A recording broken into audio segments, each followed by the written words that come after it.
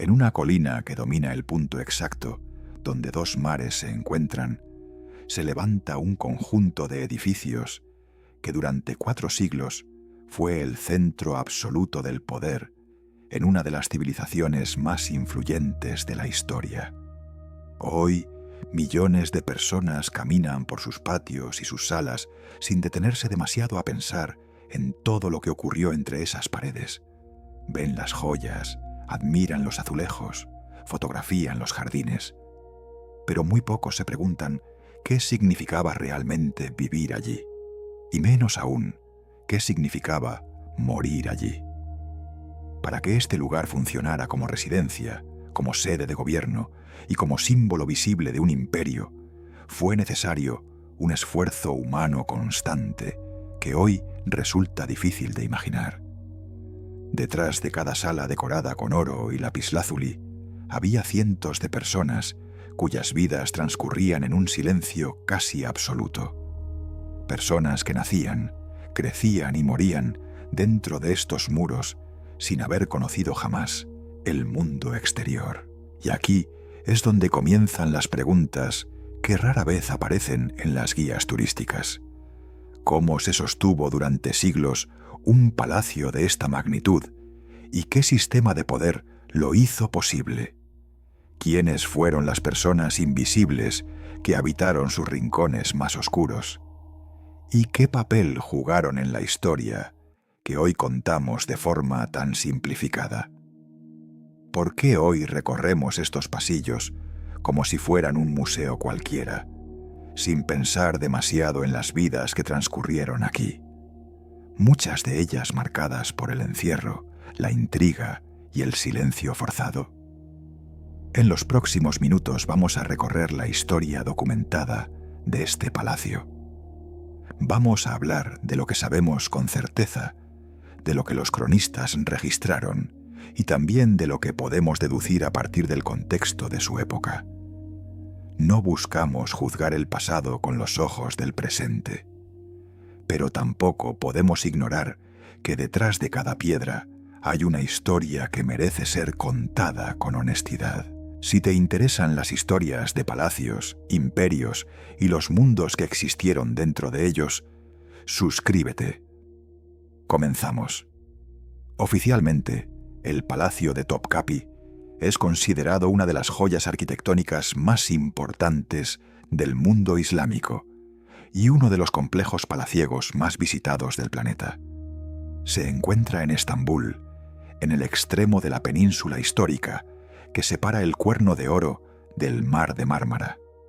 Su ubicación no es casual. Desde esa colina se domina visualmente el Bósforo, el estrecho que conecta a Europa con Asia, y que durante siglos fue una de las rutas comerciales y militares más estratégicas del mundo conocido. El palacio fue mandado construir por el sultán Mehmed II, conocido en la historiografía como Mehmed el Conquistador, poco después de la toma de Constantinopla en 1453. La construcción principal comenzó alrededor de 1465, aunque el complejo fue ampliándose durante los siglos siguientes. Cada sultán añadió pabellones, jardines, fuentes, bibliotecas. El resultado fue un laberinto de patios y edificios que llegó a ocupar más de 700.000 metros cuadrados en su momento de mayor extensión. Topkapi no era un palacio en el sentido europeo del término. No había una estructura monumental única, como Versalles o el Palacio de Invierno. En su lugar, era una ciudad dentro de la ciudad. Un conjunto de pabellones conectados por jardines y patios, cada uno con una función específica. Había zonas para las audiencias oficiales, zonas para la administración del imperio, zonas para el tesoro, zonas para las reliquias sagradas del Islam y zonas estrictamente reservadas para la vida privada del sultán y su familia. Hoy en día, Topkapi es un museo. Fue convertido en tal por orden de Mustafa Kemal Atatürk en 1924, poco después de la proclamación de la República de Turquía. Desde entonces, ha recibido a millones de visitantes de todo el mundo. Sus colecciones incluyen algunas de las piezas más valiosas de la historia otomana. El famoso diamante del cucharero, uno de los más grandes del mundo, la daga de Topkapi, cubierta de esmeraldas, manuscritos iluminados del Corán y lo que se considera la colección más importante de reliquias del profeta Mahoma fuera de Arabia. Pero toda gran construcción tiene una historia más amplia que rara vez aparece en los folletos. Porque detrás de la magnificencia visible existía un sistema de funcionamiento que hoy nos resulta, como mínimo, inquietante. No porque fuera único en su época, sino precisamente porque era representativo de cómo funcionaban los grandes centros de poder en el mundo preindustrial. Y entender ese sistema es fundamental para comprender qué significaba realmente este lugar. Para empezar, hay que entender que Topkapi no era solo una residencia. Era el corazón administrativo de un imperio que en su momento de máxima expansión abarcaba territorios en 3 continentes, desde los Balcanes hasta el norte de África, desde las puertas de Viena hasta las costas del Golfo Pérsico. Gobernar un territorio de esa magnitud requería una burocracia enorme, un ejército permanente, una red de espionaje, un sistema fiscal complejo y, sobre todo, un control absoluto sobre la información y las personas. Y ese control comenzaba dentro del propio palacio. Según los registros de la época, Topkapi llegó a albergar a más de 4.000 personas en sus momentos de mayor actividad. Pero esa cifra puede ser engañosa si no entendemos quiénes eran esas personas y en qué condiciones vivían. Porque la inmensa mayoría de los habitantes del palacio no eran nobles, ni funcionarios, ni visitantes. Eran sirvientes, esclavos, concubinas, eunucos, personas que en muchos casos habían sido traídas desde territorios lejanos siendo niños y que pasarían el resto de sus vidas dentro de estos muros sin posibilidad de salir. Esto no era una anomalía, era el sistema, y para entenderlo necesitamos despojarnos de las categorías morales contemporáneas y observar cómo funcionaba el mundo en aquella época. No para justificarlo, sino para comprenderlo. El Imperio Otomano, como muchas otras civilizaciones de su tiempo, funcionaba con un sistema de esclavitud institucionalizada. Pero la esclavitud otomana era diferente, en varios aspectos, de la esclavitud que conocemos por el contexto atlántico posterior. En el mundo otomano, un esclavo podía ascender socialmente, podía convertirse en general, en gobernador, incluso en gran visir, el segundo cargo más importante del imperio después del sultán. De hecho, durante varios siglos, casi todos los grandes visires fueron esclavos de origen cristiano convertidos al Islam. Este sistema se conocía como el devshirme. Cada cierto número de años, funcionarios imperiales recorrían las aldeas cristianas de los Balcanes y seleccionaban a los niños más prometedores. Esos niños eran llevados a Estambul, convertidos al Islam y entrenados para servir al imperio. Los más fuertes se convertían en genízaros, la élite militar del sultán. Los más inteligentes eran educados en el palacio y podían aspirar a cargos administrativos de alto nivel. Para las familias, perder a un hijo de esta manera era, según los documentos de la época, una experiencia devastadora. Pero para el niño seleccionado significaba, paradójicamente, una oportunidad de ascenso social que jamás habría tenido en su aldea natal.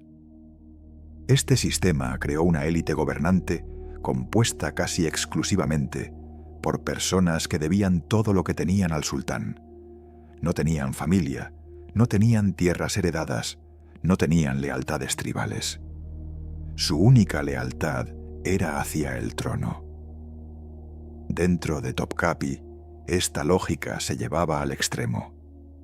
El palacio estaba dividido en varias secciones claramente diferenciadas.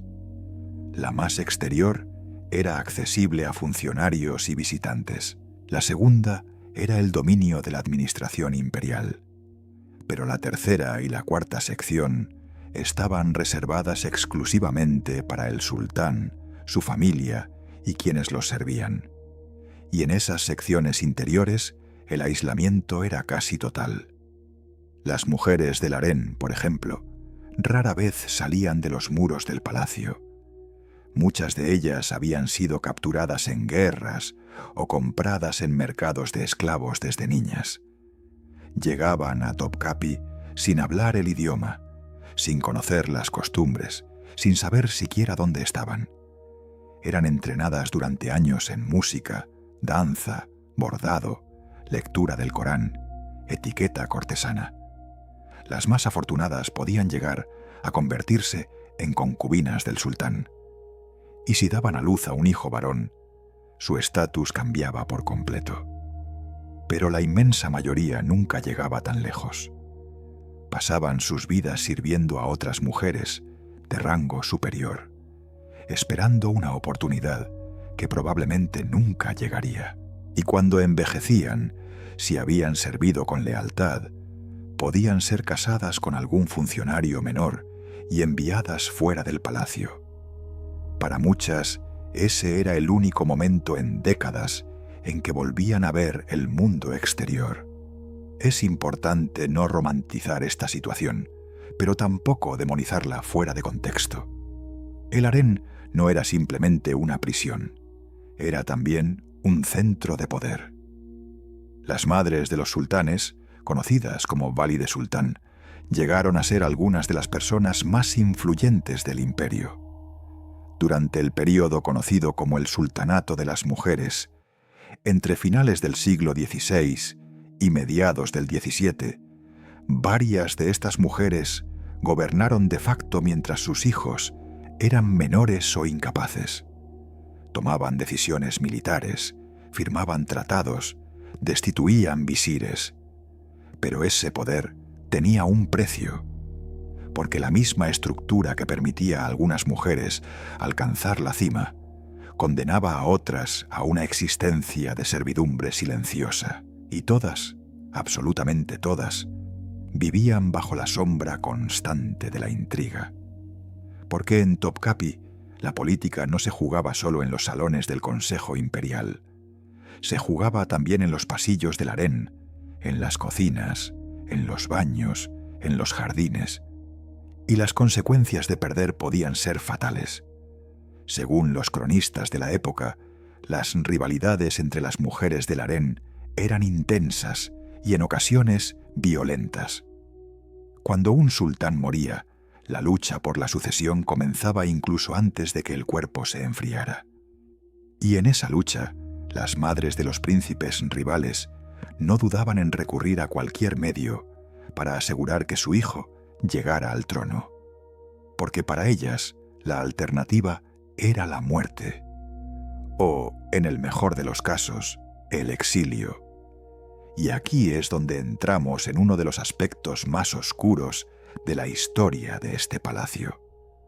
Uno que los turistas rara vez conocen mientras admiran los azulejos de Iznik y las fuentes de mármol. Durante siglos, la sucesión al trono otomano se regía por una práctica que hoy nos resulta difícil de comprender. Cuando un nuevo sultán ascendía al poder, una de sus primeras acciones era, frecuentemente, ordenar la ejecución de todos sus hermanos varones. Esta práctica, conocida como fratricidio imperial, estaba incluso codificada en la ley. Se consideraba necesaria para evitar guerras civiles y garantizar la estabilidad del imperio. Según los registros históricos, algunos sultanes ejecutaron a decenas de hermanos en una sola noche. Mehmed III, por ejemplo, ordenó la muerte de 19 hermanos cuando ascendió al trono en 1595. Muchos de ellos eran niños. Las ejecuciones se realizaban tradicionalmente por estrangulamiento con un cordón de seda, ya que la ley islámica prohibía derramar sangre real. Es importante señalar que esta práctica no era vista en su época con los mismos ojos con que la vemos hoy. Los cronistas otomanos la registraban como un mal necesario, una medida dolorosa, pero imprescindible para evitar el caos. Y hay que reconocer que el Imperio Otomano, a diferencia de muchas otras dinastías de su tiempo, logró evitar las guerras civiles de sucesión que devastaron a otros imperios. Pero el coste humano de esa estabilidad es algo que no podemos ignorar. Con el tiempo, esta práctica fue modificada. A partir del siglo XVII, los hermanos del sultán ya no eran ejecutados sistemáticamente. En su lugar, eran confinados en una sección especial del palacio conocida como el Kafes, que significa jaula en turco. Allí vivían en un aislamiento casi total, vigilados constantemente, sin educación política ni militar, esperando una muerte que podía llegar en cualquier momento, o improbablemente un llamado al trono si todos los herederos directos morían. Algunos príncipes pasaron décadas en el Kafes. Cuando finalmente eran liberados para gobernar, muchos estaban psicológicamente destrozados. No conocían el mundo, no sabían gobernar, no tenían experiencia alguna. Algunos desarrollaron trastornos mentales evidentes, y sin embargo, se esperaba que dirigieran un imperio. El Kafes era, en esencia, un compromiso entre la necesidad de preservar posibles herederos y el miedo constante a la rebelión. Los príncipes encerrados allí vivían en aposentos relativamente cómodos, pero completamente aislados del mundo exterior. No podían recibir visitas sin supervisión. No podían comunicarse libremente con nadie fuera del palacio. Sus sirvientes eran cuidadosamente seleccionados y vigilados. Y según algunos documentos de la época, incluso las mujeres que les eran asignadas como concubinas recibían instrucciones de evitar embarazos para no multiplicar el número de posibles pretendientes al trono. Imaginemos por un momento lo que significaba crecer en esas condiciones. Un niño nacido en la familia imperial sabía desde muy temprana edad que su destino dependía enteramente de factores que escapaban a su control. Si su hermano mayor llegaba al trono, su vida pendía de un hilo. Si era enviado al Kafes, podía pasar décadas sin ver el sol más que desde una ventana enrejada. Y si, contra todo pronóstico, era llamado a gobernar, debía asumir el control de un imperio inmenso sin haber recibido preparación alguna. Hay registros de sultanes que, al salir del Kafes después de años de encierro, no sabían siquiera cómo funcionaba el gobierno. Algunos mostraban signos evidentes de lo que hoy probablemente diagnosticaríamos como trastornos de ansiedad o depresión severa. Otros desarrollaron comportamientos erráticos que los cronistas de la época describían con palabras que sugieren desequilibrio mental. Y sin embargo, estos hombres eran los gobernantes absolutos de millones de personas. Es tentador ver en esto una crueldad gratuita, un sistema diseñado para producir sufrimiento. Pero la realidad histórica es más compleja. El Imperio Otomano sobrevivió durante más de 600 años, una longevidad extraordinaria para cualquier estructura política. Y parte de esa supervivencia se debió, precisamente, a mecanismos como el Kafes, que evitaban las guerras civiles de sucesión que destruyeron a otras dinastías. El coste humano era enorme, sin duda, Pero desde la perspectiva del sistema funcionaba. Esto nos lleva a reflexionar sobre algo más amplio. Las grandes estructuras de poder, a lo largo de la historia, han tendido a sacrificar individuos en nombre de la estabilidad colectiva. No es algo exclusivo del mundo otomano. Lo vemos en prácticamente todas las civilizaciones antiguas. Lo que hace único a Topkapi es que conservamos registros extraordinariamente detallados de cómo funcionaba ese sacrificio en la práctica cotidiana. Y hablando de práctica cotidiana, hay otro grupo de personas cuya historia rara vez se cuenta con la profundidad que merece. Me refiero a los eunucos del palacio. Los eunucos eran hombres que habían sido castrados, generalmente durante la infancia, y que servían en funciones específicas dentro del palacio. Su presencia era considerada necesaria por razones que hoy pueden parecernos extrañas, pero que tenían una lógica interna dentro del sistema otomano. Los eunucos podían acceder a las zonas del harén sin representar una amenaza para el honor de las mujeres del sultán. Podían servir como intermediarios entre el mundo masculino exterior y el mundo femenino interior. Y, crucialmente, no podían fundar dinastías propias, lo que los hacía, en teoría, completamente leales al sultán. Según los documentos de la época, Topkapi llegó a emplear a cientos de eunucos simultáneamente. Se dividían en dos grupos principales: los eunucos blancos, procedentes generalmente de los Balcanes o el Cáucaso, servían en las secciones exteriores del palacio y en la escuela de pajes. Los eunucos negros, traídos principalmente del África subsahariana, servían en el harén y llegaron a alcanzar enorme poder político. El jefe de los eunucos negros, conocido como el Kizlar Agassi, era uno de los funcionarios más importantes del imperio.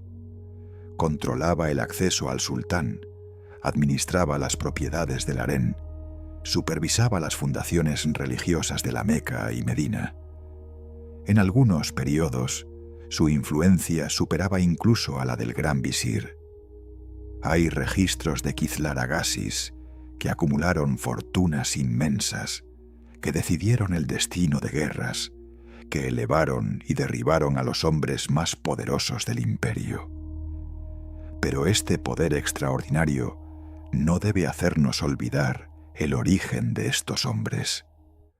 La castración era un procedimiento brutal, especialmente cuando se realizaba en condiciones preindustriales. Según algunas estimaciones, que debemos tomar con cautela porque las fuentes son incompletas, la tasa de mortalidad durante el procedimiento podía superar el 50%. Es decir, por cada eunuco que llegaba a servir en un palacio, es posible que otro hubiera muerto durante el proceso que lo convirtió en tal. Los niños que sobrevivían eran vendidos en mercados especializados. Los más valorados procedían de regiones específicas del África Oriental, particularmente de lo que hoy es Etiopía y Sudán. El comercio de eunucos estaba, en teoría, prohibido por la ley islámica, que vedaba la castración de seres humanos, pero la demanda era tan alta que el comercio florecía en las fronteras del mundo musulmán, donde la operación podía realizarse en territorio técnicamente no islámico. Es importante señalar que muchos eunucos, una vez dentro del sistema, lograron vidas que, dentro de los parámetros de su época, podían considerarse exitosas. Algunos acumularon riqueza, poder e influencia. Algunos fueron respetados, incluso temidos, pero ninguno eligió ese destino. Todos fueron víctimas de un sistema que los mutilaba de niños para convertirlos en instrumentos útiles para otros. Y aquí volvemos a la pregunta central que atraviesa toda la historia de este palacio. ¿Cómo evaluamos un sistema que producía simultáneamente esplendor cultural y sufrimiento humano. ¿Cómo caminamos hoy por estos pasillos sabiendo lo que sabemos? No hay respuestas fáciles, pero quizás el primer paso sea simplemente reconocer la complejidad. Topkapi no fue un lugar de maldad pura, ni tampoco de grandeza sin sombras. Fue un lugar humano, con todo lo que eso implica. Hablemos ahora de otro aspecto de la vida cotidiana en el palacio que rara vez recibe atención. Me refiero a las cocinas. Las cocinas de Topkapi eran probablemente las más grandes del mundo en su época. Ocupaban un área enorme en la segunda sección del palacio, con 10 cúpulas que todavía hoy pueden verse desde el exterior. Según los registros imperiales, en los períodos de mayor actividad, estas cocinas preparaban comida para más de 4.000 personas diariamente. Y no hablamos de comida simple. La gastronomía otomana era extraordinariamente sofisticada, con cientos de recetas que combinaban influencias persas, árabes, bizantinas y centroasiáticas. Los cocineros del palacio estaban organizados en una jerarquía estricta. Había especialistas en carnes, en dulces, en bebidas, en conservas. Había cocineros dedicados exclusivamente a preparar los platos del sultán, que debían ser probados por catadores antes de servirse, por temor al envenenamiento. Había panaderos que producían docenas de tipos diferentes de pan. Había confiteros que elaboraban dulces de una complejidad asombrosa. Según los inventarios de la época, las cocinas consumían cantidades extraordinarias de ingredientes, cientos de corderos diarios, toneladas de arroz, cantidades inmensas de azúcar, especias, frutas secas. Todo esto debía ser transportado, almacenado, preparado y servido siguiendo protocolos estrictos que regulaban quién comía qué, cuándo y dónde. Porque en Topkapi incluso la comida era política. El tipo de platos que recibías indicaba tu rango dentro del palacio. Los cambios en tu ración podían señalar que estabas cayendo en desgracia. Y negarse a comer lo que el sultán te enviaba era considerado una grave ofensa, casi una declaración de deslealtad. Hay historias recogidas por cronistas de la época sobre funcionarios que recibían un plato especial del sultán y comprendían, al verlo, que era su última comida. No porque estuviera envenenado necesariamente, sino porque el mensaje era claro. Su tiempo había terminado. Antes del amanecer, los verdugos llamarían a su puerta. El veneno, de hecho, era una preocupación constante en el palacio. Los sultanes vivían con el temor permanente de ser envenenados por rivales, por funcionarios ambiciosos, por potencias extranjeras.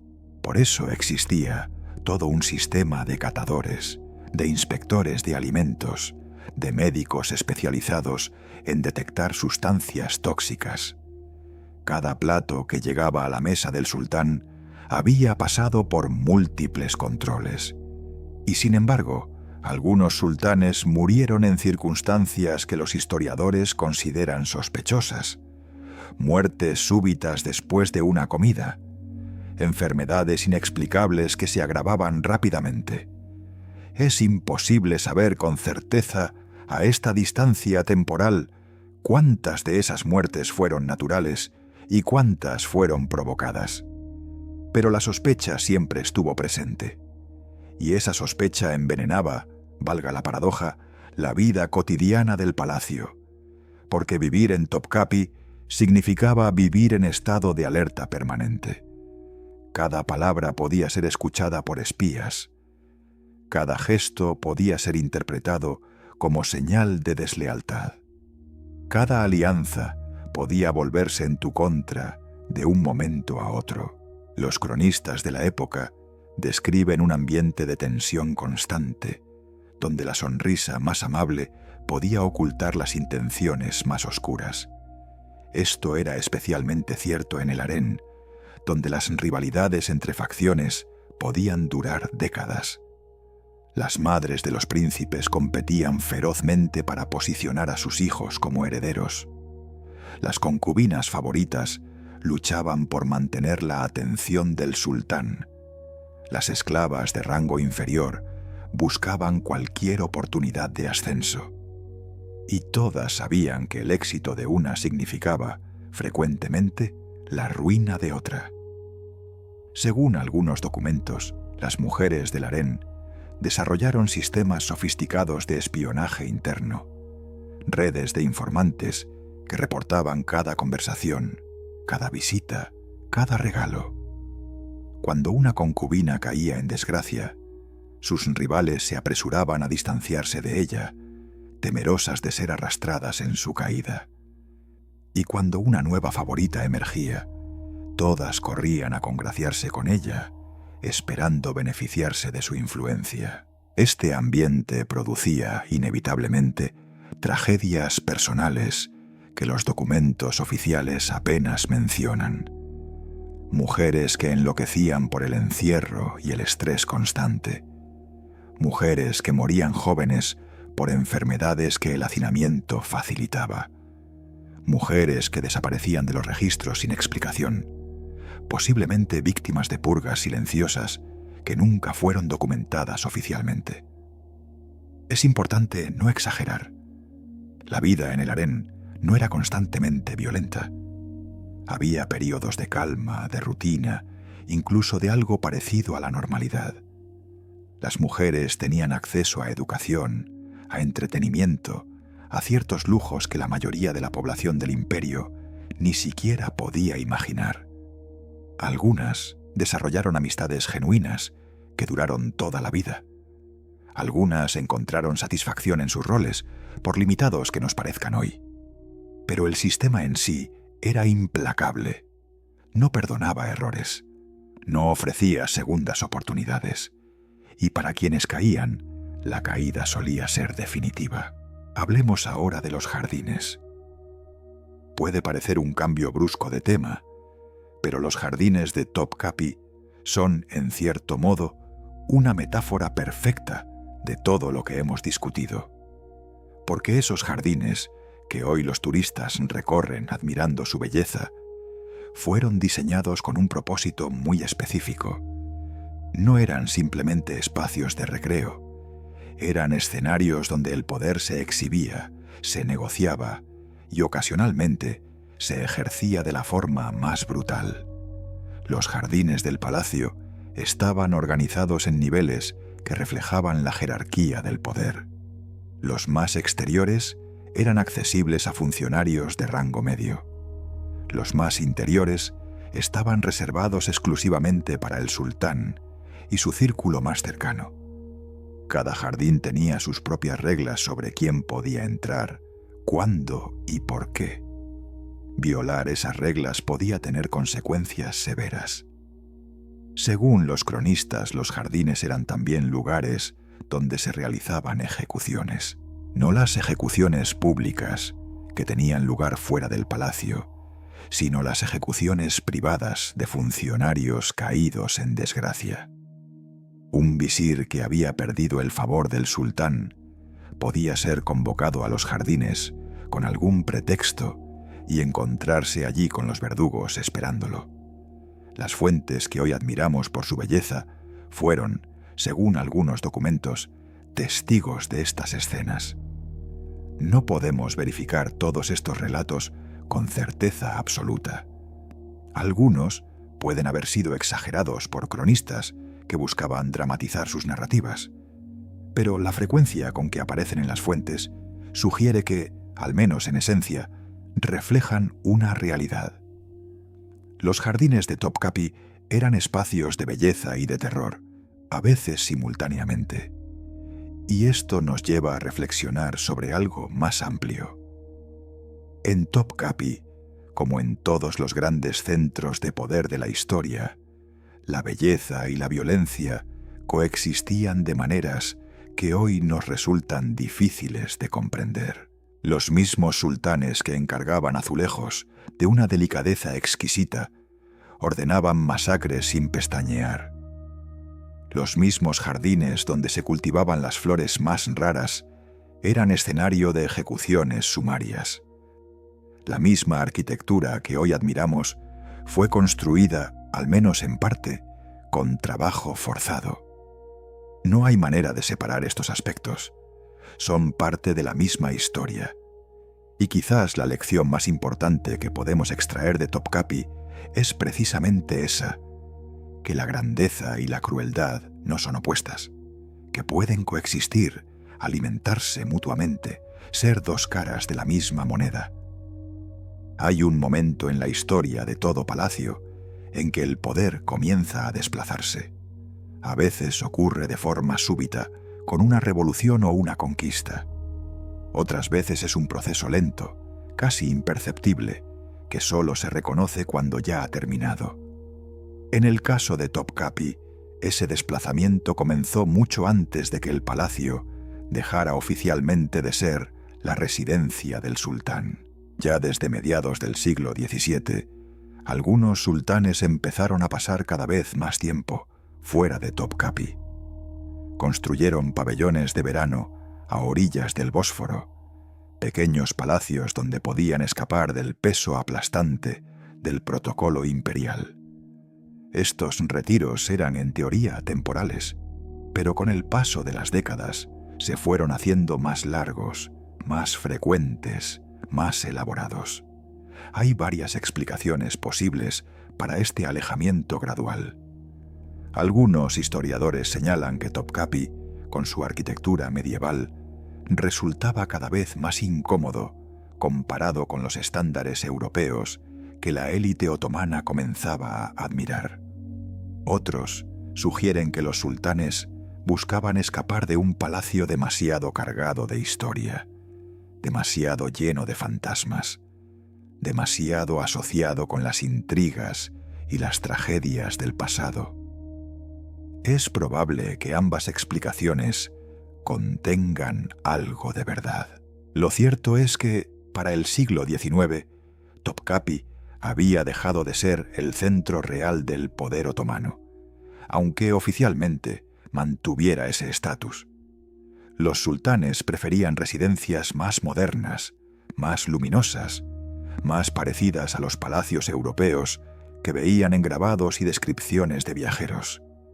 En 1856, el sultán Abdülmecid I se trasladó oficialmente al recién construido Palacio de Dolmabahce, una estructura monumental en estilo neoclásico y neobarroco, situada a orillas del Bósforo. Dolmabahce era todo lo que Topkapi no era: luminoso, simétrico, ostentoso en un estilo reconociblemente europeo. Tenía la mayor colección de arañas de cristal de Bohemia fuera de Europa Central. Tenía escaleras de cristal de Baccarat.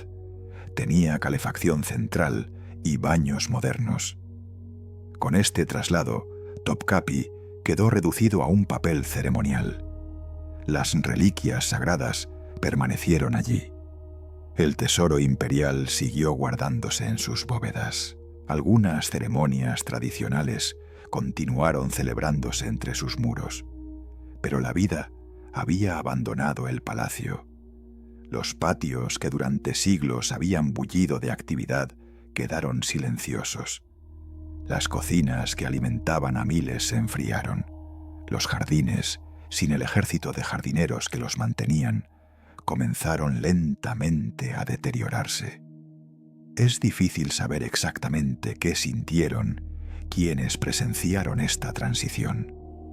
Los documentos oficiales de la época tratan el traslado como un simple cambio administrativo, sin reflexionar demasiado sobre su significado más profundo.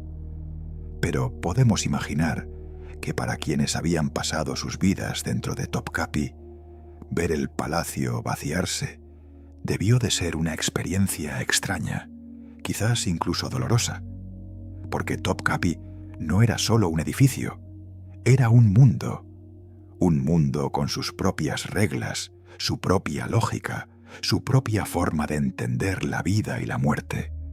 Y ese mundo, de pronto, dejaba de existir. no por una conquista ni por una revolución, sino simplemente porque el tiempo había pasado y las circunstancias habían cambiado. Durante las décadas siguientes, el palacio fue cayendo lentamente en el abandono. Se realizaban reparaciones mínimas cuando eran absolutamente necesarias, pero no había voluntad política ni recursos suficientes para mantener un complejo de esa magnitud. Algunos pabellones se deterioraron severamente.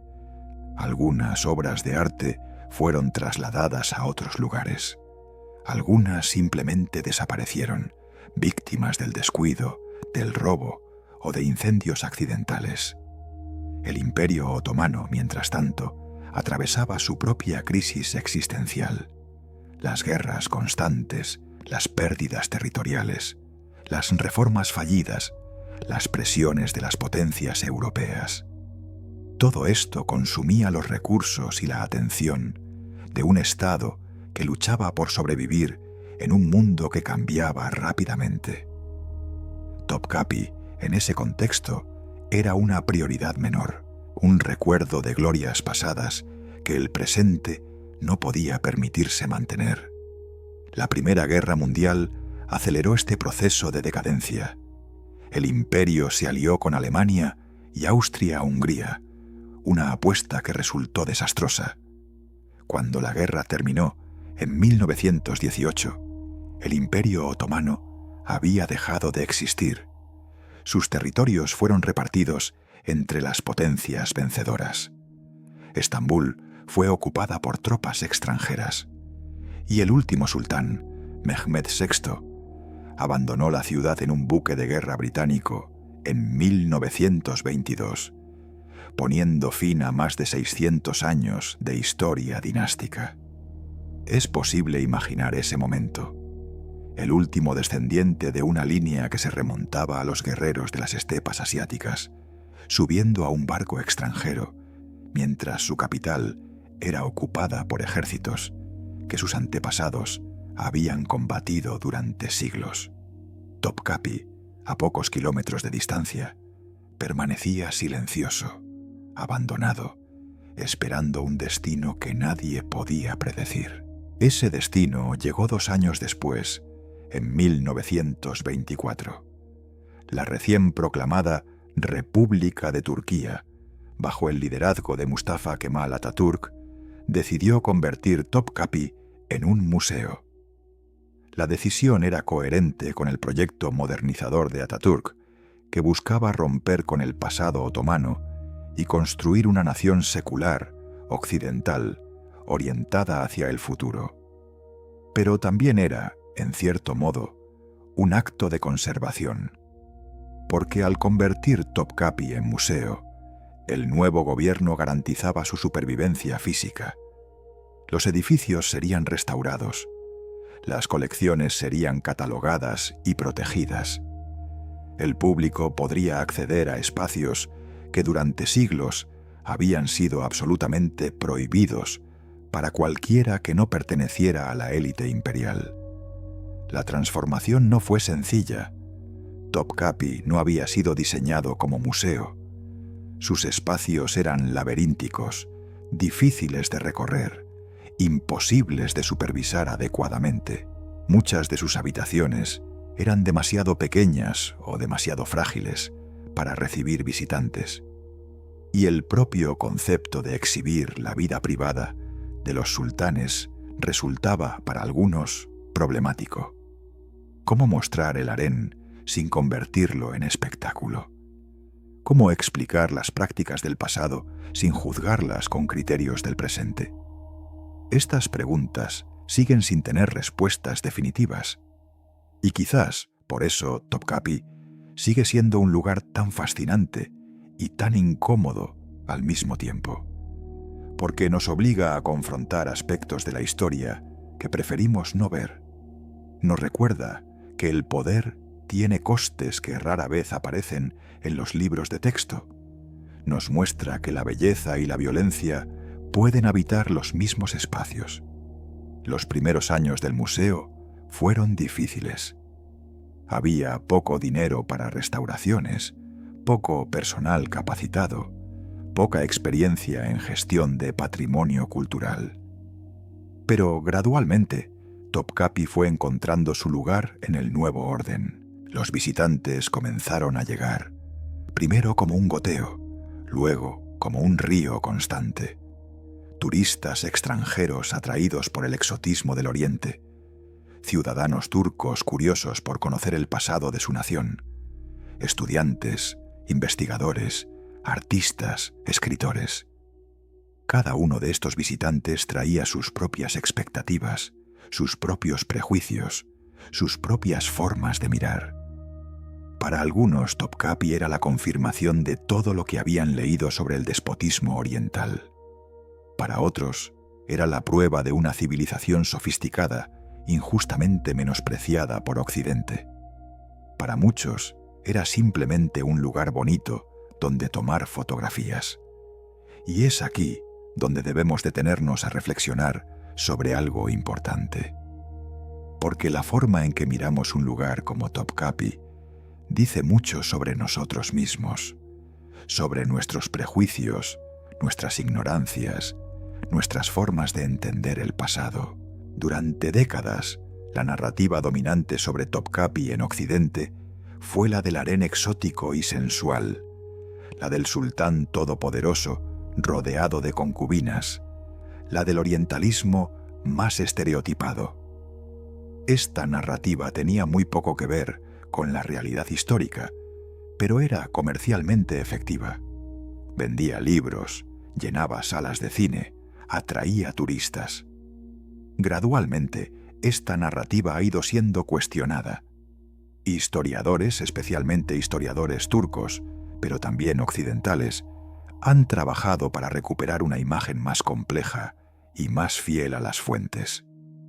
Han estudiado los documentos del Archivo Imperial Otomano, uno de los más extensos del mundo. Han analizado las crónicas, las cartas, los registros contables. Han intentado reconstruir las vidas de las personas que habitaron este palacio, no como personajes de fantasía oriental, sino como seres humanos reales con motivaciones, miedos y esperanzas propias. Este trabajo de recuperación histórica sigue en curso. Cada año se publican nuevos estudios que matizan, corrigen o amplían lo que sabíamos. Y cada nuevo descubrimiento nos recuerda cuánto desconocemos todavía sobre este lugar y sobre las personas que lo habitaron. Pensemos, por ejemplo, en las mujeres del harén. Durante siglos fueron representadas en Occidente como objetos pasivos de deseo masculino, figuras decorativas sin voluntad propia. La realidad, según los documentos que han sobrevivido, era mucho más compleja. Muchas de estas mujeres eran figuras políticas activas que tomaban decisiones, formaban alianzas, ejercían influencia real sobre los asuntos del Estado. Algunas sabían leer y escribir en varios idiomas. Algunas acumularon fortunas propias que administraban con astucia. Algunas sobrevivieron a múltiples sultanes, adaptándose a cada cambio de poder con una habilidad que los hombres de la corte no siempre podían igualar. Esto no significa que fueran libres. No lo eran. Vivían dentro de un sistema que limitaba severamente sus opciones y que las trataba, en última instancia, como propiedad. Pero dentro de esas limitaciones, muchas encontraron formas de ejercer agencia, de tomar decisiones, de influir en su propio destino. Reducirlas a víctimas pasivas es tan inexacto como idealizarlas como figuras de poder sin restricciones. Lo mismo puede decirse de los eunucos, de los esclavos, de los funcionarios de origen humilde que llegaron a posiciones de gran influencia. El sistema otomano era jerárquico, restrictivo, frecuentemente brutal, pero también era sorprendentemente poroso. Permitía movilidad social en grados que muchas sociedades europeas de la época no podían igualar. Un niño campesino de los Balcanes podía, en teoría, llegar a ser gran visir. Una esclava circasiana podía llegar a ser la mujer más poderosa del imperio. Esto no hace que el sistema fuera justo, pero sí lo hace más complejo de lo que las narrativas simplificadoras suelen reconocer. Hoy, cuando caminamos por los patios de Topkapi, rara vez pensamos en estas complejidades. Vemos las joyas del tesoro y nos maravillamos de su brillo. Vemos los azulejos de las paredes y admiramos su delicadeza. Tomamos fotografías para las redes sociales, buscando el ángulo perfecto que capture la belleza del lugar, sin capturar a los otros cientos de turistas que hacen exactamente lo mismo. Es comprensible. Somos humanos. Buscamos la belleza, evitamos la incomodidad. No queremos que nuestras vacaciones se vean ensombrecidas por reflexiones sobre la esclavitud o el fratricidio. Preferimos la superficie brillante al fondo oscuro. Pero quizás haya otra forma de visitar un lugar como este. Una forma que no niegue la belleza, pero que tampoco ignore la historia. Una forma que nos permita admirar los azulejos mientras reconocemos que fueron colocados por manos que probablemente no eligieron ese trabajo. Una forma que nos permita maravillarnos ante el tesoro, mientras recordamos que esa riqueza tenía un coste humano que los documentos apenas registran. No es fácil. Requiere un esfuerzo consciente, una disposición a la incomodidad, una humildad ante la complejidad del pasado. Pero quizás sea la única forma honesta de relacionarnos con lugares como Topkapi, lugares que son simultáneamente monumentos a la creatividad humana y recordatorios de la capacidad humana para el sufrimiento. Los jardines del palacio, que hoy recorren los turistas buscando sombra y tranquilidad, fueron testigos de más historia de la que cualquier guía podría contar. Bajo esos árboles se tomaron decisiones que afectaron a millones de personas. Junto a esas fuentes se sellaron destinos, se forjaron alianzas, se pronunciaron sentencias. Las flores que hoy admiramos son descendientes de las flores que perfumaron noches de celebración y mañanas de ejecución. Cada piedra de este lugar tiene una historia. Cada pasillo fue recorrido por pies que ya no existen, por personas cuyos nombres hemos olvidado, por vidas que se consumieron al servicio de un poder que finalmente también se consumió. Y nosotros caminamos sobre todo eso, generalmente sin darnos cuenta, generalmente sin preguntarnos qué significa pisar suelo que tantos otros pisaron antes. Hay algo melancólico en esto, pero también hay algo hermoso, porque la pervivencia de Topkapi, su transformación de palacio en museo, significa que esas historias no se han perdido del todo. Significa que todavía podemos intentar reconstruirlas, entenderlas, honrarlas de alguna manera. Significa que el silencio del palacio no es un silencio absoluto, sino un silencio lleno de ecos que, si escuchamos con atención, todavía podemos percibir. El amanecer sobre el Bósforo tiene una cualidad particular que los viajeros han intentado describir durante siglos. Hay algo en la forma en que la luz se refleja sobre el agua, en cómo las siluetas de los minaretes se recortan contra el cielo rosado, que parece suspender el tiempo por unos instantes. Desde los jardines más elevados de Topkapi, este espectáculo se despliega cada mañana como lo ha hecho durante 500 años. Los sultanes lo contemplaban desde sus aposentos privados. Los eunucos que montaban guardia lo veían mientras esperaban el inicio de otro día de servicio. Las mujeres del harén, aquellas cuyas ventanas daban hacia el este, podían atisbarlo entre las celosías que filtraban su visión del mundo exterior. Hoy, ese mismo amanecer, es contemplado por los guardias de seguridad del museo mientras esperan la llegada del primer turno de visitantes. Las puertas se abren a las 9 de la mañana, hora local. Para entonces ya suele haber una fila considerable de personas esperando. En temporada alta, esa fila puede extenderse durante cientos de metros, serpenteando por los jardines exteriores del palacio, mientras los vendedores ambulantes ofrecen agua, helados y recuerdos de dudosa autenticidad. Es un espectáculo que habría resultado incomprensible para cualquiera de los antiguos habitantes del palacio. La idea de que miles de personas comunes, procedentes de todos los rincones del planeta, pudieran entrar libremente en los espacios más sagrados del imperio habría sido inconcebible. Y sin embargo, aquí estamos. Cada año, más de 3 millones de personas cruzan las puertas de Topkapi. Recorren los mismos pasillos que recorrían los sultanes. Pisan las mismas piedras que pisaban los esclavos. Miran las mismas paredes que miraban las concubinas desde su encierro. ¿Qué buscan todos estos visitantes? Es difícil generalizar.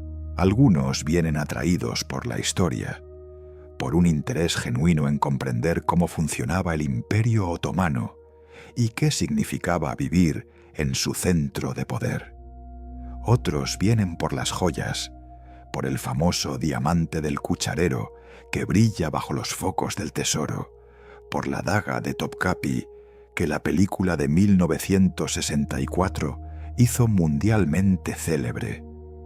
Muchos vienen simplemente porque Topkapi aparece en todas las guías turísticas, porque es uno de esos lugares que hay que ver cuando se visita Estambul, como la Mezquita Azul o Santa Sofía.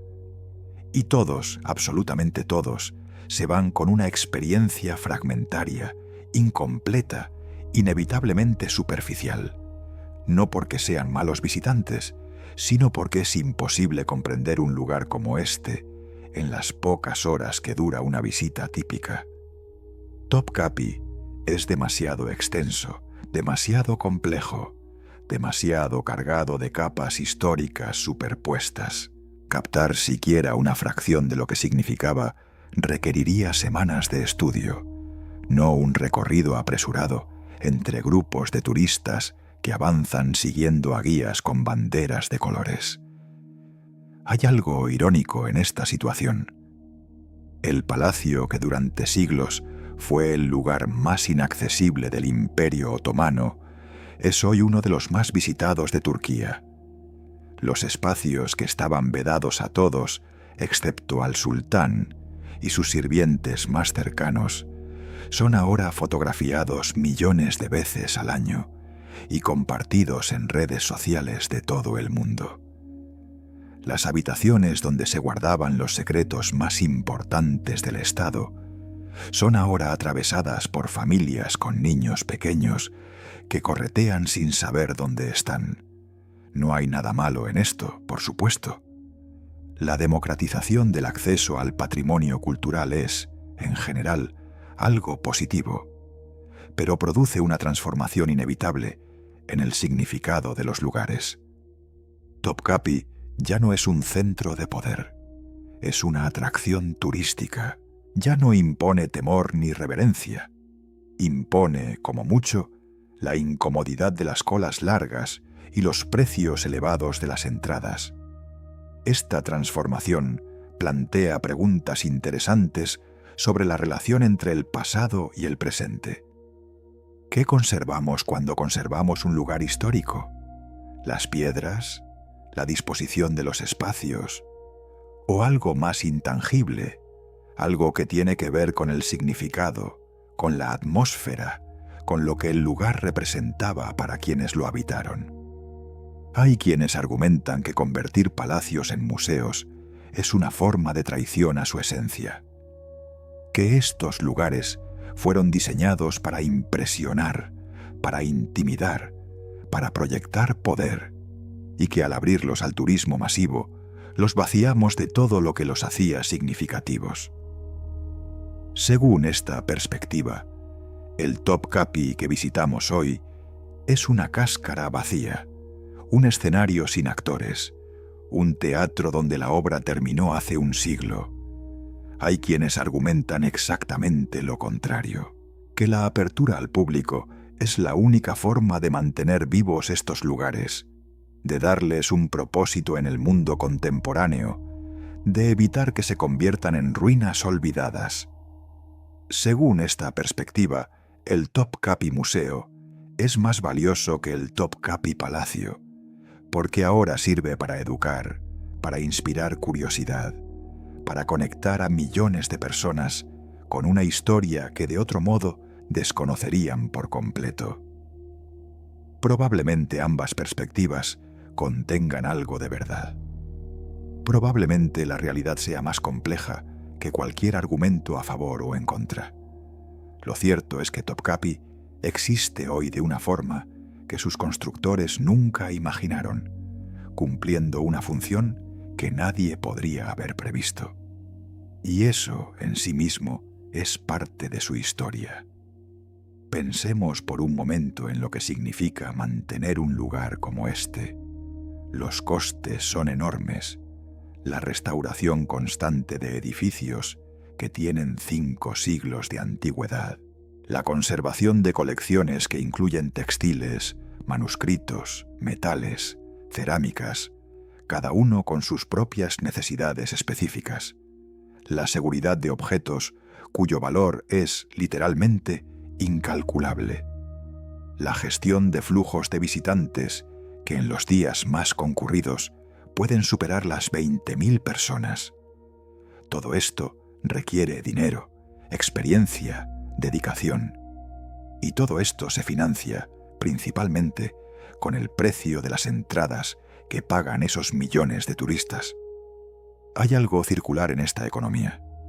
Los visitantes vienen a ver el palacio. Su dinero permite mantener el palacio. El palacio mantenido atrae más visitantes. Y así sucesivamente, en un ciclo que, mientras funcione, garantiza la supervivencia del lugar. Pero este ciclo tiene sus tensiones. Cuantos más visitantes recibe el palacio, más se deteriora. Los suelos de piedra se desgastan bajo millones de pasos. La humedad que aportan miles de cuerpos respirando daña las pinturas murales. El roce constante de manos sobre las superficies erosiona los relieves, borra las inscripciones, desdibuja los detalles. Paradójicamente, el éxito del museo como atracción turística amenaza su supervivencia como sitio patrimonial. Los responsables de Topkapi son conscientes de esta tensión y han implementado diversas medidas para mitigarla. Algunas salas tienen aforo limitado. Algunas obras están protegidas tras vitrinas que las separan de los visitantes. Algunos espacios se cierran periódicamente para permitir su recuperación. Pero ninguna de estas medidas resuelve el problema de fondo: que un lugar diseñado para albergar a unos pocos miles de personas es visitado hoy por millones. Esta es una de las grandes paradojas del turismo cultural contemporáneo. Queremos acceder a lugares auténticos, lugares con historia, lugares que nos conecten con el pasado. Pero nuestro propio acceso transforma esos lugares, los despoja gradualmente de la autenticidad que buscábamos. Llegamos tarde a una fiesta que nuestra llegada termina de arruinar. No hay soluciones fáciles para esta paradoja. Restringir el acceso parece elitista, una forma de reservar el patrimonio de la humanidad para unos pocos privilegiados. Pero no restringirlo significa aceptar un deterioro progresivo que a largo plazo puede destruir exactamente lo que queremos preservar. Es un dilema genuino, sin respuestas correctas evidentes. Mientras tanto, la vida en torno a Topkapi continúa. Los vendedores de recuerdos siguen ofreciendo sus mercancías a las puertas del palacio. Los guías turísticos siguen recitando sus discursos memorizados, algunos precisos, otros llenos de errores y exageraciones. Los restaurantes de la zona siguen sirviendo versiones simplificadas de la cocina otomana a precios inflados. Todo un ecosistema económico ha crecido en torno al palacio, dependiendo de su capacidad para atraer visitantes, alimentándose de su fama histórica. Es fácil ser cínico sobre esto.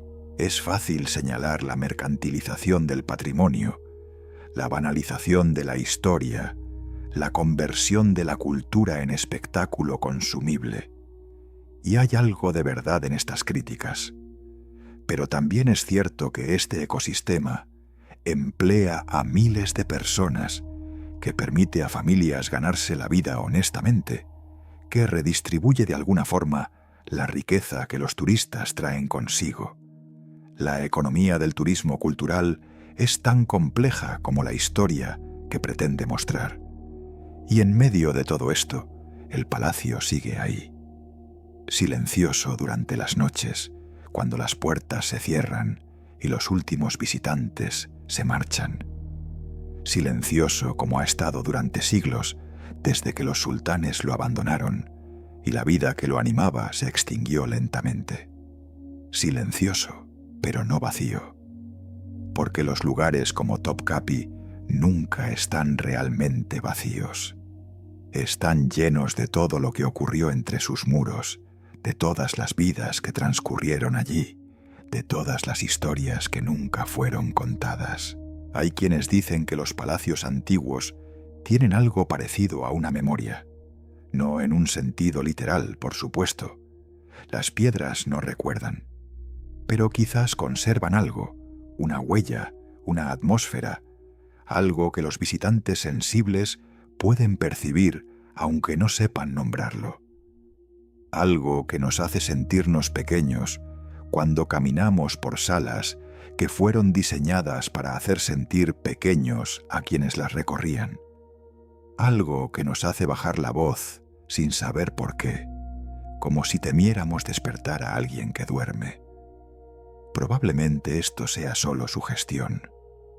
Probablemente sea el efecto de saber la historia, de haber leído sobre lo que ocurrió, de proyectar nuestras propias emociones sobre piedras que son, al fin y al cabo, solo piedras. Pero incluso si es solo sugestión, dice algo importante sobre cómo nos relacionamos con el pasado, sobre nuestra necesidad de conectar con quienes vinieron antes, sobre nuestra intuición de que los lugares absorben algo de las vidas que los habitan. Cuando recorremos Tokapi, estamos recorriendo el escenario de innumerables dramas humanos, dramas de ambición y de miedo, dramas de amor y de traición, dramas de poder conquistado y perdido. Cada habitación fue testigo de algo que significó el mundo para alguien que ya no existe. Cada pasillo fue recorrido por pies que ahora son polvo. Cada ventana enmarcó la vista de ojos que hace siglos se cerraron para siempre. Esto no es morboso, es simplemente humano.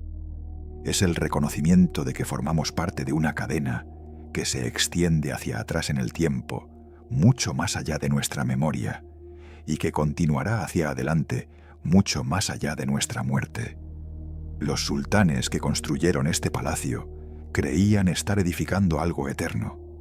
No lo era, nada lo es, pero algo permanece, no el poder que se desvaneció, no la riqueza que se dispersó. Lo que permanece son las piedras, los documentos, las historias que podemos reconstruir a partir de las huellas que dejaron. Y quizás eso sea suficiente. Quizás no necesitemos más que eso para sentirnos conectados con quienes habitaron este lugar. No necesitamos creer en fantasmas ni en memorias místicas de las piedras. Basta con saber que otros estuvieron aquí antes, que vivieron vidas tan reales como la nuestra, que sintieron alegría y dolor y miedo y esperanza igual que nosotros los sentimos. Basta con reconocer nuestra humanidad compartida a través de los siglos. Esta mansión, este palacio, Este complejo de edificios que se extiende sobre la colina de Estambul no fue un monstruo ni una víctima. Fue el resultado de una época, de una forma de entender el poder, la riqueza y el legado. Fue el producto de miles de decisiones tomadas por miles de personas a lo largo de siglos. Algunas de esas decisiones fueron sabias, otras fueron crueles. Muchas fueron simplemente humanas, con toda la mezcla de grandeza y mezquindad que eso implica. Los fundadores creyeron estar construyendo para la eternidad. Los trabajadores que levantaron estas paredes probablemente solo pensaban en sobrevivir un día más. Los herederos que recibieron este legado lo experimentaron como privilegio y como carga, a veces simultáneamente. Y nosotros, que venimos ahora como visitantes de un mundo que ellos no podrían haber imaginado, lo experimentamos como curiosidad, como entretenimiento, quizás como reflexión. Las casas sobreviven a las personas, y quizás por eso nos fascinan tanto, porque nos recuerdan lo efímero que es todo lo demás. Los imperios caen, las dinastías se extinguen, los nombres se olvidan, pero las piedras permanecen, no para siempre, porque nada es para siempre, pero sí lo suficiente para que podamos tocarlas, recorrerlas, imaginar las manos que las colocaron y las vidas que transcurrieron entre ellas. Cuando salgas de este palacio, si algún día lo visitas, tómate un momento antes de cruzar la puerta. Mira hacia atrás, hacia los patios y los jardines que has recorrido. Piensa en todo lo que ocurrió ahí, en las celebraciones y los funerales, en los nacimientos y las ejecuciones, en las decisiones que cambiaron el destino de millones de personas, en los pequeños gestos cotidianos que nadie registró pero que fueron, para quienes los vivieron, tan importantes como cualquier acontecimiento histórico. Piensa en los sultanes que creyeron dominar el mundo desde estas colinas. Piensa en los esclavos que servían en silencio, invisibles para la historia oficial. Piensa en las mujeres encerradas en el harén, mirando el mar por ventanas enrejadas, soñando quizás con una libertad que nunca conocerían. Piensa en los eunucos que habían perdido tanto y que a veces ganaban tanto dentro de este sistema implacable. Piensa en los niños nacidos aquí que nunca vieron el mundo exterior. Piensa en los viejos que murieron aquí después de décadas de servicio. Todos ellos estuvieron donde tú estás ahora. Todos ellos respiraron el mismo aire, vieron el mismo mar, sintieron el mismo sol, y todos ellos desaparecieron, como desapareceremos nosotros, como desaparecerá eventualmente incluso este palacio que parece tan sólido, tan permanente, tan eterno. Pero mientras tanto, aquí está. Y aquí estamos nosotros intentando comprender, intentando recordar, intentando honrar de alguna manera a quienes vinieron antes, no porque les debamos nada, pero quizás porque, al recordarlos, nos recordamos a nosotros mismos que también seremos recordados, o quizás olvidados, pero que habremos existido, que habremos dejado alguna huella, por pequeña que sea. Los palacios nos enseñan eso, que la grandeza es efímera, que el poder se desvanece, que lo único que permanece al final son las historias que contamos sobre quienes ya no pueden contar las suyas. Gracias por acompañarnos en este recorrido. Descansa.